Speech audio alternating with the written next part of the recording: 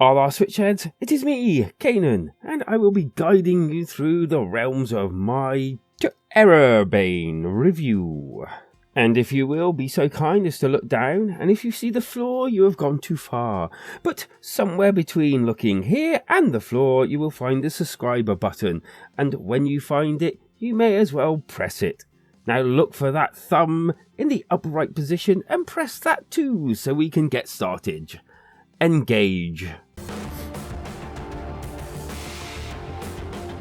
Okay, so not sure how to actually do this one, as tERRORbane does not so much as break the fourth wall, but also casts it into a dungeon where you need a level 40 sword of glitch to free it.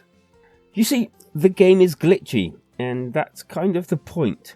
The dev steps in from time to time for various reasons, like skipping parts of his hard work or breaking parts of his game. He's certainly a funny one, eh? And that kind of funny runs straight through the entire game. Now this is what I'm talking about. This is pretty decent. Nothing to do with a totally playable game you're about to experience. In fact, we could even call it the best game ever made. Yeah, I really like this aspect of the game. It's so funny. He is just brilliant. Along with a little pinch of odd as well. Basically, it's kind of a RPG top-down adventure game in a broken world. Or game. It's kind of really hard to describe, really.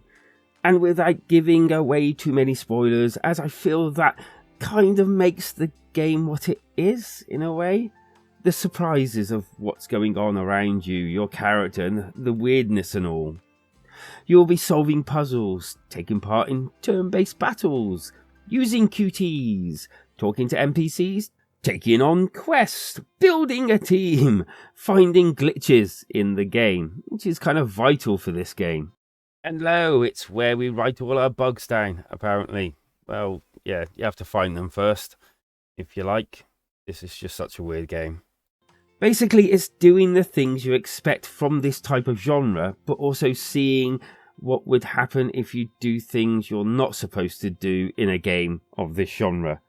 It's not totally logical either, and I got stuck in a few times or a few places, only to find that I needed to stand in a certain place for something to happen. Combat in here is also the same. It's what you expect, but different, if you get my meaning, or at least you will in a second. Okay, so battling is, again, different.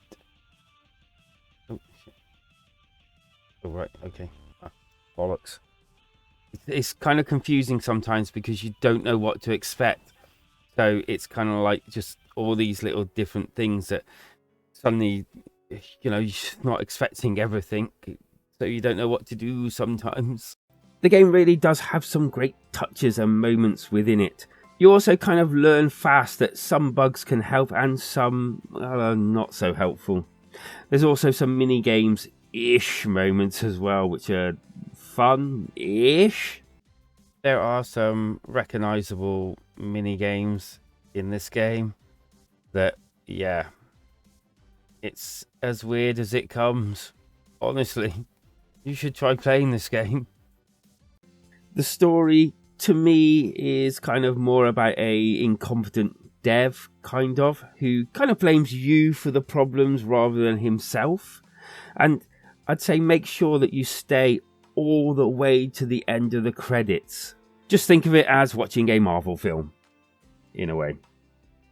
To be fair, it's hard to describe this game as it's got all the normal parts you would expect, but it also has so many out-of-the-box moments. It's hard to say everyone will enjoy it. As for the audio, well, it's what you expect. It's kind of carefully crafted to sound like a RPG top-down adventure game. And the same with the graphics. I mean, seriously, it's all made to look like what it's meant to look like. And then a few curveballs in the middle. The good.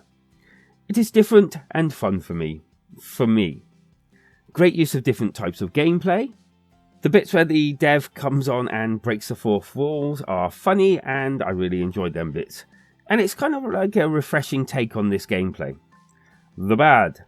can sometimes be confusing. It won't be for everyone.